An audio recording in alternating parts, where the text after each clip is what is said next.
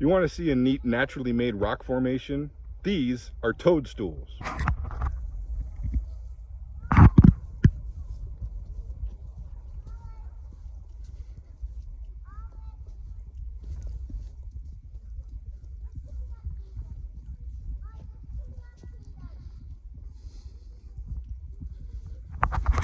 And these cool things are made because a younger, harder rock thumped down on some older, softer rock. Then that younger rock that had on top acted as a hat or a protector so that the rock below it didn't erode as fast. And that leaves this little spire, this little column.